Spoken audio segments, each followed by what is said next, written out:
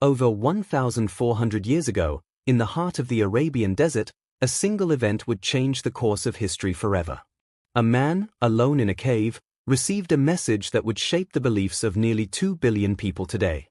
This is the story of how Islam began. To understand how Islam began, we need to go back to the 6th century.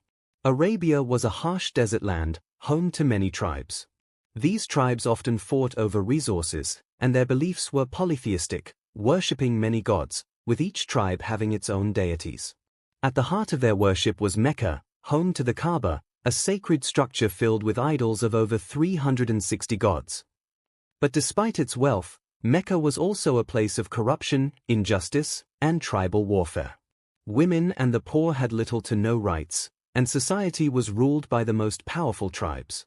And in the year 570 CE, in this world of chaos, a boy was born. His name? Muhammad ibn Abdullah. Muhammad was born into the powerful Quraysh tribe, but his early life was filled with hardship. Orphaned at a young age, he was raised by his uncle Abu Talib. Despite these struggles, Muhammad grew up to be honest, kind, and trustworthy, earning him the title of Ulaman, the trustworthy. At 25, he married Khadija, a wealthy and respected businesswoman. Life was good, but deep inside, Muhammad felt something was missing. He often withdrew from society to meditate in a cave called Hira, searching for truth, until one night, everything changed. In the year 610 CE, as Muhammad sat in deep meditation, he was visited by a mysterious presence. A voice echoed through the cave. But Muhammad, startled, replied, "I cannot read." The voice repeated, "Read, in the name of your Lord who created."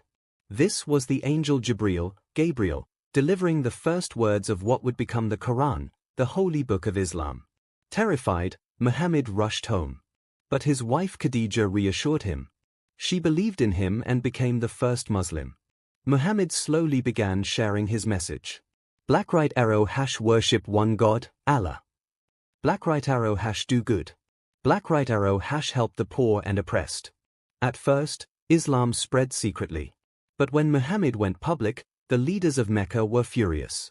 The Quraysh saw Islam as a threat to their power. They mocked Muhammad, tortured his followers, and even planned to kill him. But despite the persecution, Islam kept growing.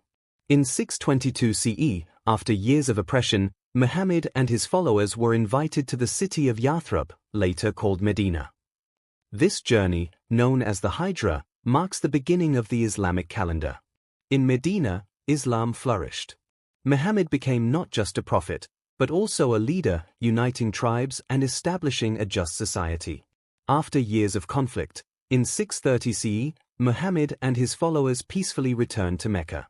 There was no bloodshed, no revenge.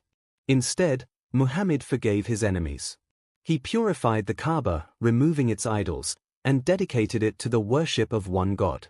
Years later, in 632 CE, Muhammad delivered his final sermon. Scroll: all humans are equal. No Arab is superior to a non-Arab, no white is superior to a black, except by righteousness. Shortly after, at the age of 63, Muhammad passed away, but his message lived on. Today, Islam is followed by over 1.9 billion people worldwide.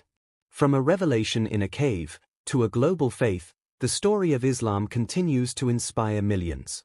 If you found this video insightful, don't forget to like, share, and subscribe for more history content.